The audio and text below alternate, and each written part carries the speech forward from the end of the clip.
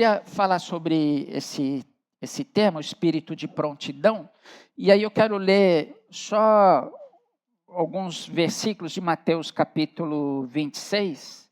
Eu vou ler do versículo 36 ao 38, então 3 versículos. É um texto bem conhecido nosso, e ao longo aqui da mensagem eu vou citando alguns outros versículos, mas eu quero no início aqui ler apenas esses 3 versículos. Vamos lá? Eu acho que o texto vai ser projetado aqui. Você está com a sua Bíblia aberta, acompanha aí no seu smartphone. O texto diz assim: em seguida, foi Jesus com eles a um lugar chamado Getsêmani e disse a seus discípulos: assentai-vos aqui enquanto eu vou ali orar. E, levando consigo a Pedro e aos 2 filhos de Zebedeu, ou seja, Tiago e João, começou a entristecer-se e angustiar-se. Então lhes disse: a minha alma está profundamente triste até a morte.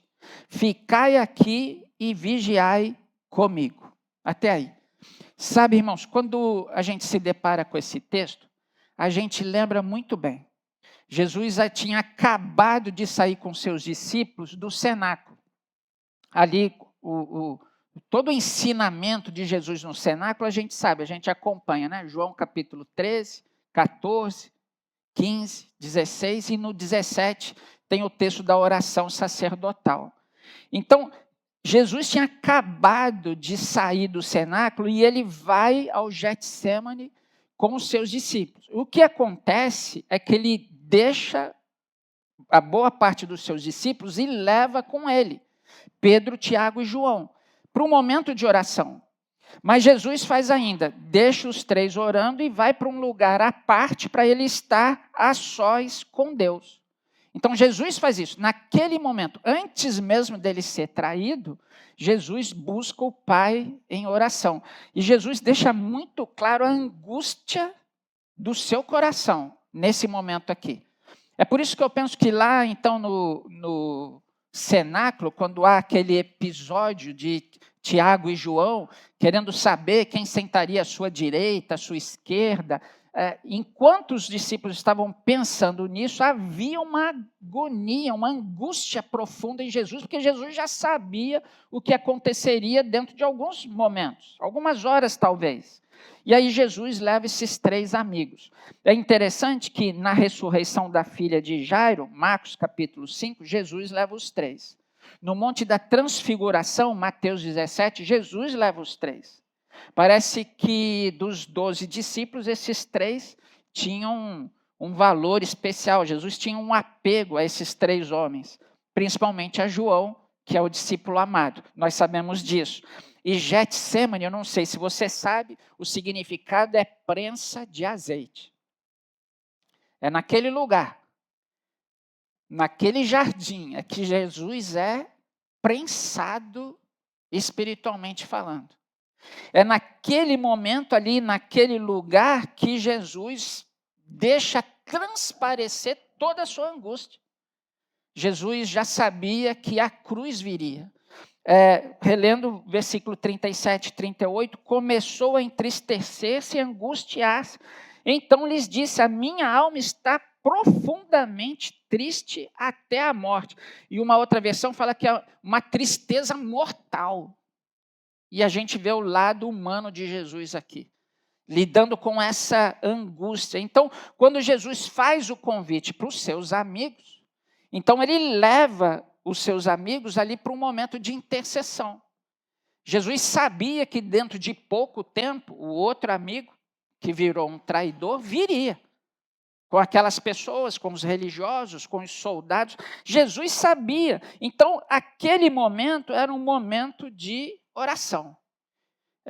Um momento de busca, de aproximação do Pai. Então, Jesus leva os seus amigos para esse momento de oração e vigília, não é? Então, quando Jesus se afasta dos discípulos e ele fica a sós com Deus, ele pensa na possibilidade de evitar o cálice. E o cálice esse símbolo aqui de tristeza, de sofrimento, né, por conta do abandono do pai. A gente pode, em algum momento, pensar que talvez a angústia de Jesus fosse somente os sofrimentos, o castigo, os açoites, a cruz, a lança. Mas o grande motivo da angústia de Jesus era a cruz. Porque na cruz ele levaria como levou os nossos pecados e se fez maldito por nós. E aí sim, o Pai naquele momento vira as costas para Jesus por conta do nosso pecado. E é esse o grande motivo da angústia de Jesus ali na cruz. Por mim e por você. E tantas vezes a gente não valoriza tanto, não é, meus irmãos? E no versículo 39, com o coração rasgado, meu Pai, se possível, passe de mim esse cálice, todavia não seja como eu quero, e sim como tu queres. Então, Jesus, naquele momento, ele expressa o desejo, mas logo ele fala, não, Pai, seja feita a sua vontade. E Jesus estava resolvido, ou resoluto, a cumprir a sua missão. E é por 3 vezes naquele momento que Jesus retorna aos seus amigos e a gente sabe, os encontra por 3 vezes dormindo. Ao invés de vigiar e orar, eles dormem, não é? E a gente vai ver aqui, bem provável, que eles não estavam conseguindo discernir aquele momento com Jesus. Essa expressão da sonolência deles é a maneira que a gente pode entender que eles não estavam discernindo as coisas espiritualmente. Então, enquanto Jesus ora, eles dormem. E isso por 3 vezes, não é? E uma das vezes, Jesus, quando os encontra dormindo, e aí um pouquinho à frente, o versículo 41, vai dizer assim, vigiai e orai para que não entreis em tentação. O espírito, na verdade, está pronto, mas a carne é fraca. E pronto aqui, o significado aqui é disposto. O espírito está disposto. E aí eu queria discorrer, a partir de agora, sobre essa expressão de Jesus, quando ele fala sobre o espírito pronto, o espírito disposto. Então, em primeiro lugar, vou pedir ali para o Dudu e Sofia me ajudarem, de acordo com Jesus, quando o espírito está disposto? Quando o espírito, o meu e o seu, o nosso espírito está pronto? Então, em primeiro lugar, quando estamos dispostos a obedecer. Espírito pronto é um espírito pronto, disposto a obedecer. E vamos então reler o versículo 39? Adiantando-se um pouco, prostrou-se sobre o seu rosto, orando e dizendo, meu Pai, se possível, passa de mim esse cálice, todavia não seja como eu quero, e sim como tu queres. Jesus estava ali com o espírito disposto a obedecer à vontade do Pai. Uma vez eu escutei um pastor pregando numa igreja presbiteriana e ele disse que Jesus não precisava morrer na cruz, que ele fez isso porque ele queria. E não é verdade. Jesus veio para isso.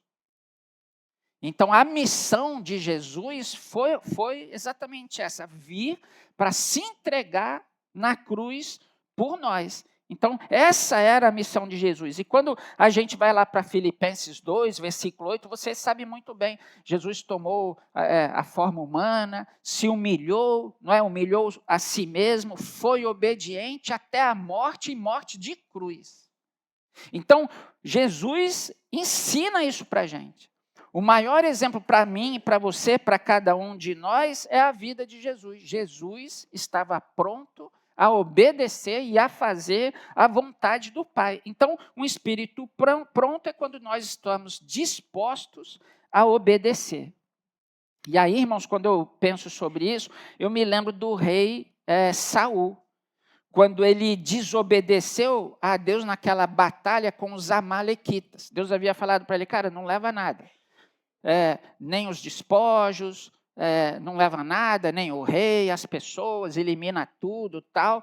E ele leva os despojos, depois dá uma desculpa, que era para sacrificar a Deus. Está lá em 1 Samuel, capítulo 16, não é? E aí o texto vai dizer para a gente que o Espírito de Deus se retirou dele, de Saul, por conta da sua desobediência.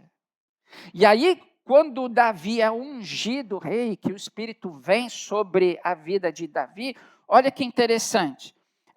Depois, quando Davi reconhece o seu pecado com Batseba, olha o que vai dizer Salmo 51, versículo 11.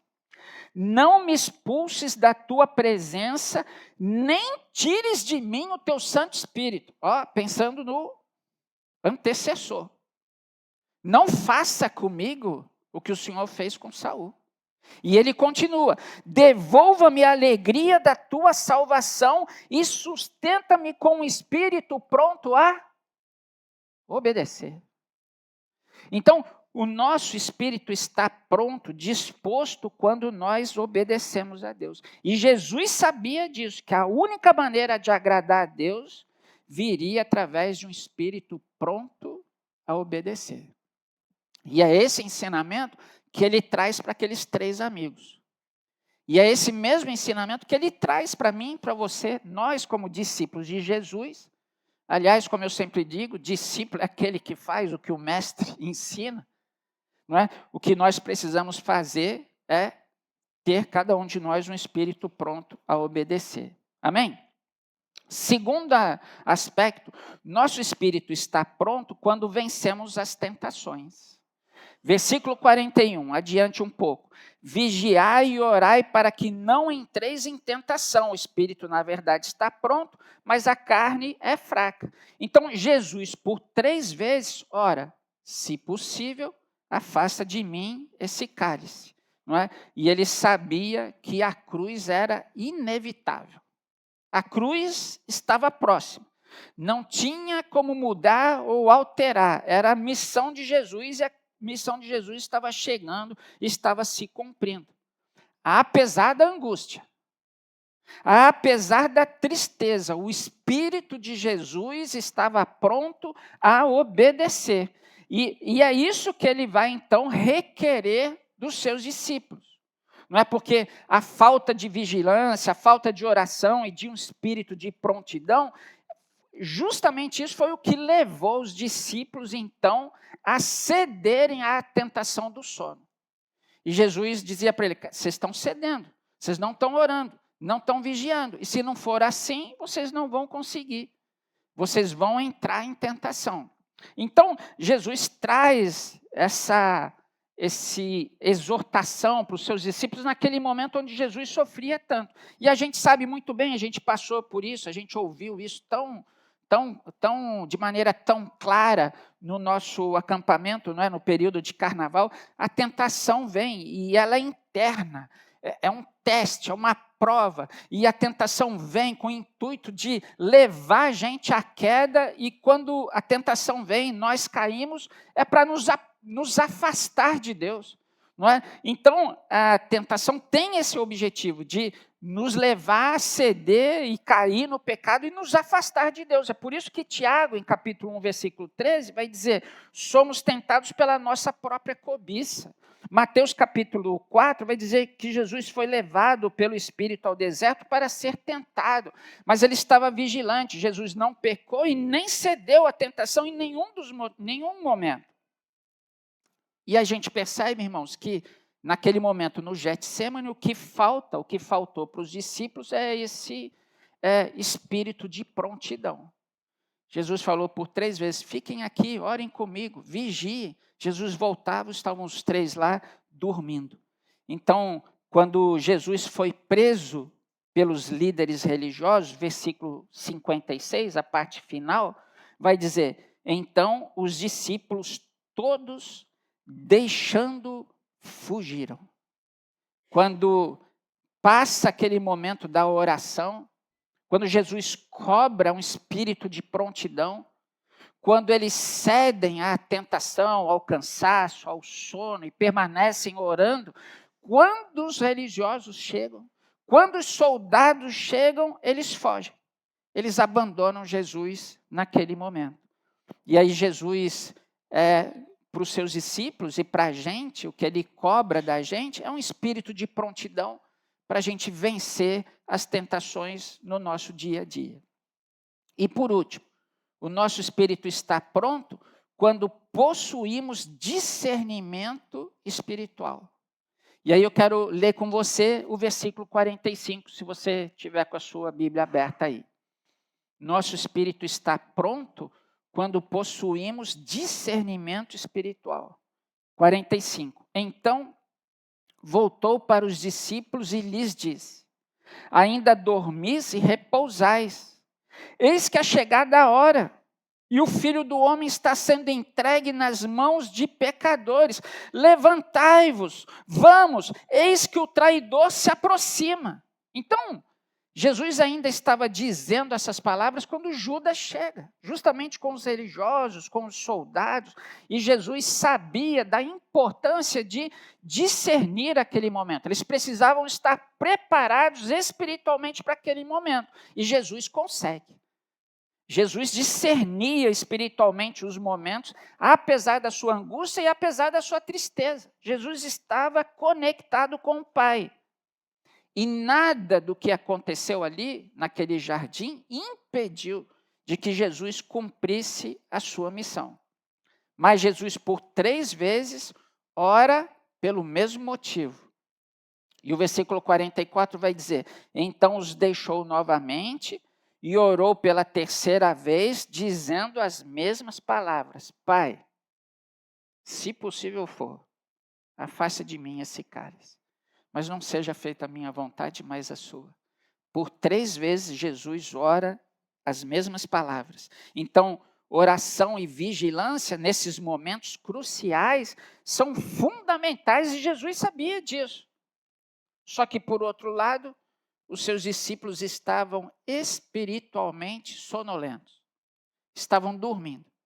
Enquanto Jesus vivia a angústia da cruz, os discípulos estavam lá descansando e dormindo. Não é? Então, depois de despertá-los por 3 vezes, então pela 3ª vez Jesus vai ao encontro deles, e a gente sabe, enquanto Jesus estava falando ali, chega Judas e tudo acontece para que a própria Escritura se cumprisse. Agora, é interessante que naquele momento ali, quando Judas chega e Jesus é preso, a gente sabe que o texto diz, não é, que Pedro saca de uma espada, corta a orelha de um soldado, não é, do sumo sacerdote, e aí no versículo 52, Jesus diz assim, disse-lhe Jesus, guarde a espada. Essa atitude aqui de Pedro mostra para a gente que ele não estava conseguindo discernir aquele momento ali. Pegou a espada com violência, cortou a orelha do soldado e Jesus falou, para tudo, guarda isso. O que a gente percebe aqui é uma atitude de precipitação, não é, de Pedro ali, porque ele não conseguia discernir aquele momento. E enquanto Pedro age pela carne, pela violência, sem discernir o momento, no versículo 54, Jesus afirma, como, pois, se cumpririam as Escrituras, segundo as quais assim deve suceder? Então, Jesus sabia que aquilo fazia parte do plano de Deus, de salvação para cada um de nós, mas os discípulos não estavam entendendo nada, não conseguiam discernir aquele momento. Então, enquanto os discípulos oravam, não conseguiam discernir o momento, não é? Enquanto eles dormiam, não conseguiam discernir o momento, e Jesus com o coração todo o tempo em oração e vigilância. Então, para mim e para você, é importante a gente guardar isso, não é? O nosso espírito está pronto quando possuímos esse discernimento espiritual que vem através da vigilância e da oração. E aí, irmãos, eu queria fazer aqui algumas aplicações, só 2, para a gente guardar no coração.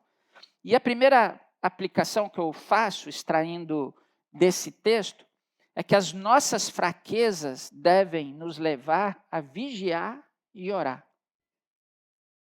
E tantas vezes nós conhecemos quais são as nossas fraquezas.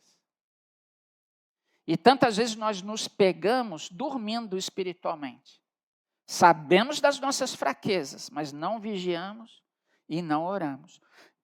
Sofia, Dudu, coloca uma frase aí do J.C. Riley, que é um comentarista que eu gosto. Ele diz assim: não existe grau de pecado ao qual não possa descer o maior dos santos, se não for sustentado pela graça de Deus e se ele mesmo, o crente, o santo, não vigiar e orar.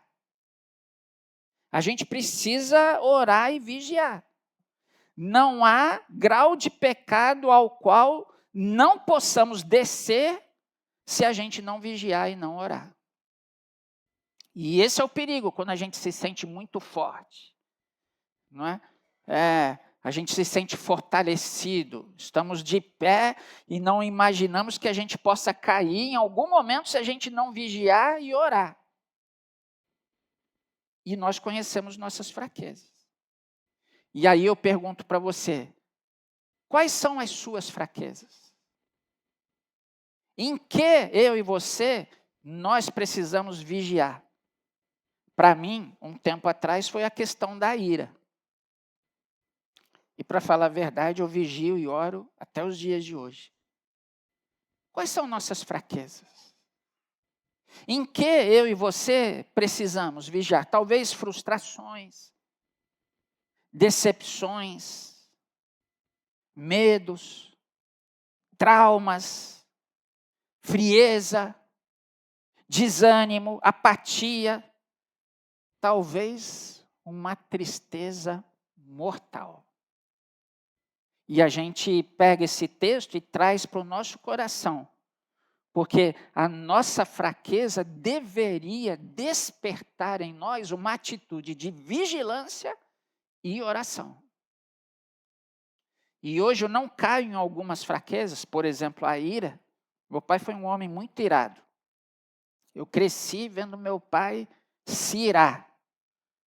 Regra geral, em casa eu escutava, hoje eu tenho um pouco assim de trauma de pessoas falando alto, porque meu pai falava alto e geralmente era irado. Gente, esse negócio não pegou em mim? E eu fui pedindo ao longo do tempo para Deus me livrar disso. E a ira, por exemplo, acontece do nada. Você está muito bem. No caixa do supermercado você foi maltratado, a ira aparece rapidamente. E é nesse sentido que eu, por exemplo, aprendi a vigiar e orar. Então, dependendo da situação, quando a minha vista escurece, eu saio de perto de todo mundo e me retiro para orar. Então, a gente precisa ter e despertar em nós esse espírito de vigilância e oração, e isso precisa ser contínuo. Não é? A gente precisa aprender a oração de Davi: sustenta-me com o espírito pronto a obedecer. E esse espírito de prontidão acontece quando nós reconhecemos as nossas fraquezas. Eu não sei o que os amigos de Jesus poderiam ter feito naquele momento ali, do sono. Talvez o cansaço, talvez o medo, né? A situação que envolvia todo aquele momento, eu não sei o que eles poderiam fazer. Mas Jesus, por 3 vezes, chega e diz: vocês não deveriam estar dormindo, vocês precisavam vigiar e orar comigo. E essa é uma questão tão importante, tão fundamental para a vida da gente. Quais são as nossas fraquezas? Em que a gente continuamente, às vezes, vai caindo e a gente entristece as pessoas, a gente entristece o Espírito Santo de Deus. Tantas vezes nós sabemos das nossas fraquezas e às vezes a gente não toma postura de vigiar e orar. E tudo mudou na minha vida quando eu reconheci que eu era uma pessoa um pouco melhor do que o meu pai. Mas eu precisava vigiar e orar. Por último, esteja pronto para discernir as coisas espiritualmente. Então, assim, sabe, irmãos, diariamente nós nos deparamos com situações conflitantes. Seja no nosso relacionamento, seja no nosso trabalho, na família, na igreja, nós somos levados a tomar decisões cruciais. E às vezes, como Pedro, nós somos precipitados em nossas ações e decisões. A gente acaba não discernindo as coisas espiritualmente. Quando a gente percebe, a gente já falou. Quando a gente percebe, a gente magoou. E às vezes a gente causa uma situação que às vezes não tem um conserto natural, senão um milagre de Deus. Às vezes nós estamos prontos, porque não discernimos o momento, a tomar decisões erradas, a falar coisas que nós não deveríamos, a agir por impulso e depois colhemos as desastrosas consequências. A gente pega em espada quando a gente deveria orar. E tantas vezes o mais fácil é pegar a espada do que vigiar e orar. Então, Jesus vem e nos ensina isso, o caminho para um discernimento espiritual. Versículo 39. Pai, se possível, passa de mim esse cálice. Todavia não seja como eu quero, mas como tu queres. Ali Jesus discernia muito bem aquele momento. 41. Vigiai e orai para que não entreis em tentação. Não cair em tentação é passar pela prova sem pecar. E aí a gente precisa estar atento, nosso espírito precisa estar pronto. E acontece quando a gente consegue discernir as coisas espiritualmente. A gente lê a palavra e o Espírito Santo aplica isso aos nossos corações, para que a gente possa viver de maneira que a gente agrade ao Senhor. Mas a gente precisa vigiar e orar. E tantas vezes a gente não faz assim. Sabe, irmãos, eu tenho certeza que se a gente tiver fidelidade com a palavra, se a gente buscar colocar a palavra em prática, a gente tem o Espírito Santo que aplica isso ao nosso coração, que nos dá direção e discernimento em todas as coisas. E com o espírito pronto a obedecer, certamente a gente vai agradar ao coração de Deus. Eu sou uma pessoa que tenho lutado contra mim mesmo tantas vezes. E é tão difícil. Às vezes a gente consegue, acerta, e às vezes a gente se decepciona com a gente mesmo quando a gente falha, não é? Mas o Senhor sempre nos levanta, não é? Quando a gente reconhece as nossas fraquezas e a gente segue adiante pela graça, buscando agradar a Deus em todas as coisas. O desejo do meu coração é que Ele dê a mim e a você, um espírito de prontidão. Pronto a obedecer e pronto a discernir as coisas espiritualmente.